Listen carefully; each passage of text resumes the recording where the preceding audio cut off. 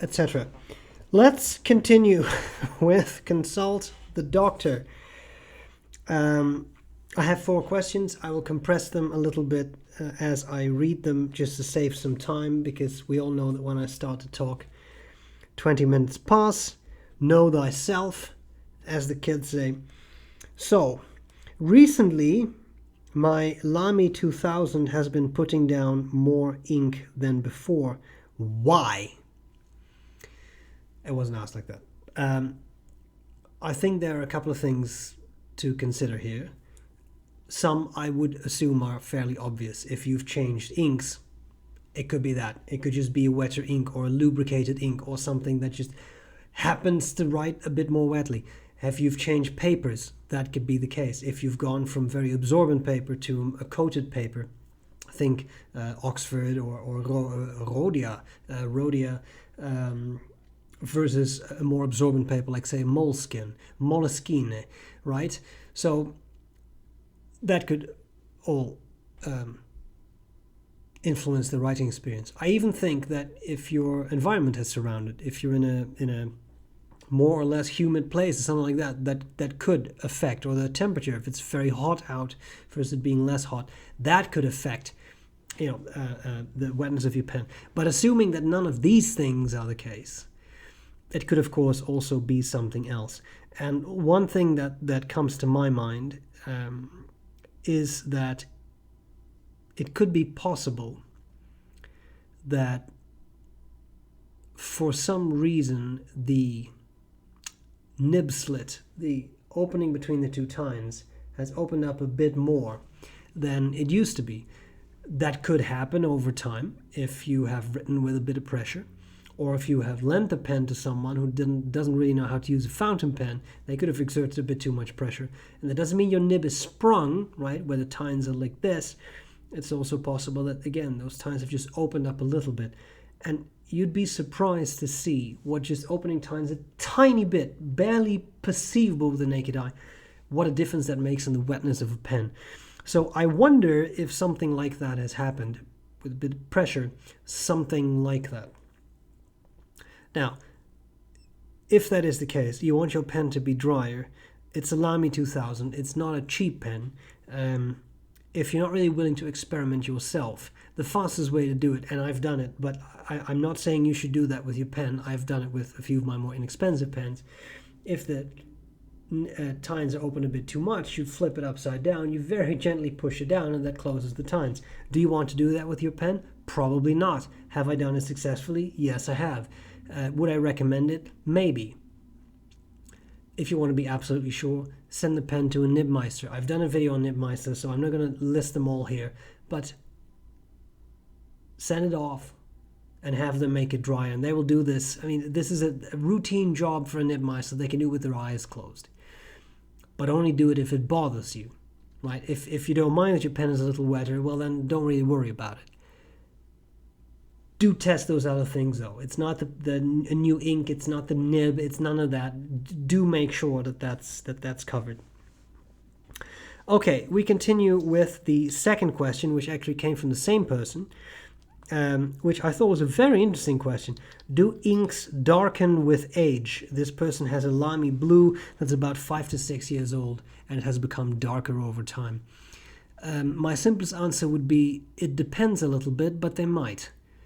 And you could come up with very fancy explanations, something along the lines of, well, if the bottle has been in the sunlight could interact with, could do something just with the dyes. There could be an interaction along those lines. That could be, anything along those lines, temperature changes, like whatever. I think those are, especially temperature changes, might be a bit far-fetched. Sunlight, maybe. Remember, glass bottle, that could kind of function a bit like a lens. And you know what happens when you put fountain pen writing out in the sun. It can definitely fade. So, strictly speaking, you could, I suppose, get some sort of, I haven't empirically investigated this, but you could theoretically do this. So if anyone lives in Texas or Arizona, if you feel like taking a bottle of ink, glass bottle of ink, writing with it on a page, storing that writing in a good dark place.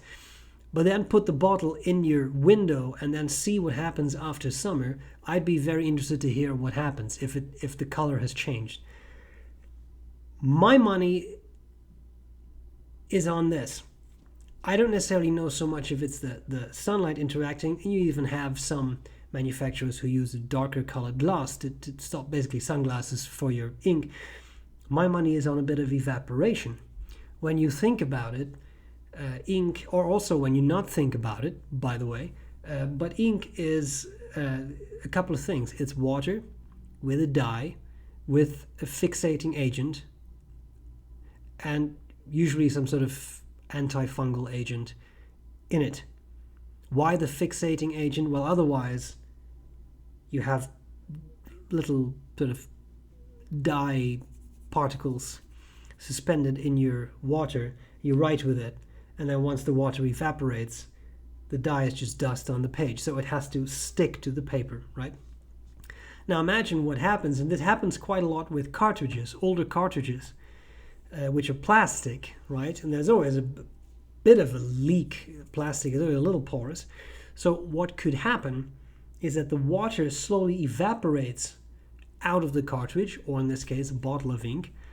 I suppose no bottle is perfectly airtight, right? Well, then what happens? Well, then you lose a bit of water, and by losing a bit of water, relatively speaking, you get a somewhat higher concentration of the dye particles, and as a result, there is more dye to, a higher dye to water ratio than there used to be, and as a result, you could get a darker ink, right? So my money would be on something like that. Yeah. I had an inkwell, a Visconti crystal inkwell that didn't close 100% properly. And if I put ink in there, that's exactly what would happen. Ever so slowly, the water would evaporate and you would end up with a darker ink, which sometimes can give really nice results, actually. A nice washable blue that has a little bit less water than it's supposed to have could become a very nice dark blue, actually. Anyway, that'd be my not my guess, but that my money would be on something like that, some sort of evaporation process. Okay, we continue. This I thought was an intriguing question that I don't know an exact answer to, but I find it interesting. Are ebonite feeds too expensive? I think the question is, are they relatively speaking more expensive to make than plastic feeds? If they are better, because everybody is always touting ebonite feed, ebonite feed, ebonite feed. If they are better, then why don't more companies use them? I suppose that could be a matter of cost, if I remember correctly, but I'm not a machinist, so someone may have to correct me. If I remember correctly, it's a little bit more complicated to make an ebonite feed. Why? Because plastic feeds, this is not a very good example. I don't know if I have a good example, but I'm just having a look here. Plastic feeds often are, no, I don't have a good example of it, but they often are injection molded. And injection molding is pretty efficient and it's pretty cheap, and you can make a lot of something in a very short amount of time. Given that fountain pen companies need a lot of feeds, it's very economical for them to injection mold feeds. And sometimes, especially on very sort of cheaper feeds, you can even see a little line in injection molding. So ebonite is a different kind of material. And if I remember correctly, it cannot be injection molded. If it cannot be injection molded, well, then it becomes a little bit more expensive than the injection molding process. This could be complete fabrication, but that's how I remember the story, that's not possible. If that is not possible, that's going to increase the cost, and if the cost increases, companies don't like that because it cuts into their profit, right? Now, having said that, are ebonite feeds truly better than plastic feeds? In my experience, often yes. I find the way they conduct ink to be much more reliable than plastic feeds.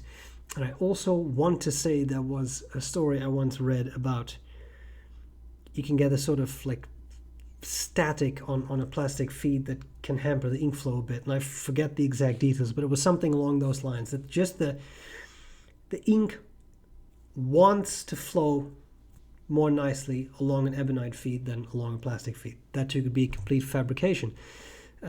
Making things up as I go is the story of my life. Now, having said that, I do see something in that. Think of the old fountain pens that had ebonite feeds. Those wet noodle vintage pens, typically the ink flow keeps up really well with your writing, and modern pens it doesn't, even if those modern pens have ebonite feeds. But that's the magic of flex that we've talked about a couple of times. We don't know why. They could do it before, they can't do it now. If I were to have a choice between an ebonite feed or a plastic feed, I would probably pick the ebonite feed, but you don't always have that option. There are people, now I want to mention them, but I can't because I forgot their name. There is a company, I want to say in Spain, someone will know and they will comment below, and I'd be grateful, that makes ebonite feeds for different pens. So for example, I have a Pilot Custom 74, and then you can purchase an ebonite feed for your Pilot Custom 74. That is awesome. You notice I was very enthusiastic there. But that, I think, is a really cool initiative. So that, I think, is something that's worth exploring. So if you have issues with your pen, you can always try an ebonite feed from those guys. I want to say guys because I think they're gentlemen. Okay. I hope that's an answer. So I think you're on the right track. I do think it's a little bit more expensive. That was the short answer. I could have just said that. But that's not why you watch this. You watch this because you want to follow my insane thought process. Okay, final question. And this is a bit more philosophical, as I like to do for the final question. Person contacts me and says, I'm a new pen user and I don't really know what to do. I have some money. I could buy a couple of more affordable pens, or for that same amount of money, I could buy one flagship pen. But what should I do? That, I think, is a really good question. And I genuinely don't believe there's a correct answer here, because I think both answers make a lot of sense from different perspectives. If you purchase a number of pens, more affordable pens, you will get to experience pens from, I would suggest, different brands. Pens with maybe different nib materials, different filling systems, different pen materials. All of that can be incredibly exciting, because by sampling pens like that, you tend to figure out what it is you really like. Having said that, a flagship pen is a flagship pen for a reason. A flagship pen is a flagship pen because a company believes that that is the pinnacle of their creative process, the pinnacle of their craftspersonship, right? That is their pen. A Pelican M1000. Whoa! I know. A Montblanc 149. Whoa! I know. And there are many others like that. Think of a Sailor King of Pen. Think of an Namiki Emperor. There's a whole bunch. Some of those are more expensive than others. Now, would you want a flagship, just one pen? Yeah, there's something to be said for that. Again, that is supposed to be the pinnacle of that company's manufacturing process. But is an M1000 really that much better than an M800? Well, the nib is a little softer. It's not a flex nib, but it is a little softer. But beyond that, it's a bit bigger than an M800. Both pens have piston fillers. So then what do you do? Well, here's what I would say. When you're starting out, it can be incredibly exciting to purchase a flagship pen. But I've seen a couple of people do it over the years. And they've contacted me and they said, I bought a 149, an M1000, or even just my first gold nib. And to be honest, I was kind of disappointed. is this it? Is this really what's supposed to be? And my answer there typically is, yeah, it's like that. If you already have, let's say, I'm not trying to harp on any brands here, but you have a Pelican M200 with a steel nib. Okay, then you upgrade to a Pelican M400 with a gold nib. Okay, those pens are the same size, right? The nibs are even interchangeable. Are you going to feel a difference? Well, I would hope so. Going from a steel nib Pelican to a gold nib Pelican, I think you feel a bit of a difference. The difference would be even bigger between an M200 and M1000 because, again, the M1000 nibs are a little softer, a little springier. But at the end of the day, even a flagship pen is just a fountain pen. And people get very precious sometimes about, no, but the M1000 is the greatest pen ever made, or the 149 is the greatest pen. Okay, but that's not the argument I'm having. That's not like, sure, I'm glad you like your M1000. I am. But it is just a pen.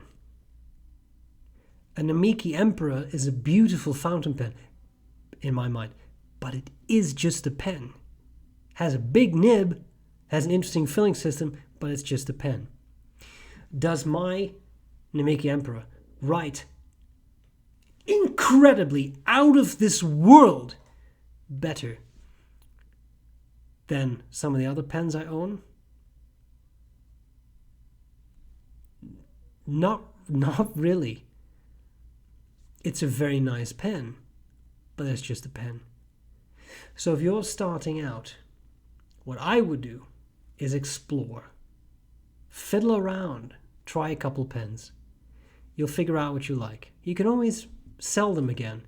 Now, from that perspective, a flagship pen typically holds its value pretty well, especially if you have the box and papers. You'll be able to get a bit more money back for that probably than for, say, a $50 pen. But still, you can also sell a $50 pen again. You're not going to get $50 back. You may get a reasonable amount back. But by trying all those different pens, different brands, nib types, materials, filling systems, you figure out what you like, and that's gold. That's what you need, because that will show you what you can then start to look for and invest in, right? So my choice would always be sample a number of things. I'm not saying pick quantity over quality, not at all. But initially, and this person indicated they're a beginner, have fun. Try different pens. Try a Kaweco Sport and try a Pilot Metropolitan. See what the differences are. See which one you like best. And then slowly you'll build up to a stage of knowing exactly what it is you like. Final thing I will say is, what if you end up buying $1,000 flagship pen and it's not for you, and it turns out that you don't like fountain pens at all? That it sounded interesting to you, but then when you've really used it, it's just not for you. This can happen, and you're stuck with an expensive pen, which again, you'll resell. But it's a little easier to start off with two $50 pens and say, yeah, no, not for me, than it is, I think, to start with a flagship pen and say, yeah, no, not for me, now I'm stuck with this, right? Anyway, those are my thoughts. If you have thoughts, because again, I can go on forever, because you could, of course, also say, but a flagship pen might give you a different experience from a $50 pen. Yeah, as I said, it might, but it might also not. Don't expect your universe to erupt in dancing unicorns when you uncap a flagship pen, because in my experience that doesn't happen. It really doesn't. And I'm not saying that a flagship pen is a bad pen. It's not. It's a flagship pen. But have realistic expectations, and I sometimes feel that people don't. I didn't mean that as a personal thing towards the person who asked the question here, but sometimes I see that in people, and it can be, I find it heartbreaking when I get an email from someone who says, I've purchased this pen, it cost me $900, I was expecting this, that, and the other, and I'm just, man, it's just not that great. Is that really what it's supposed to be like? And it's heart-wrenching, man. Because that's someone who is now disillusioned and may be lost to the fountain pen community forever. Right? Right, that's the way I think anyway. I hope this was useful. Please leave me more questions. I will talk to you soon. Bye.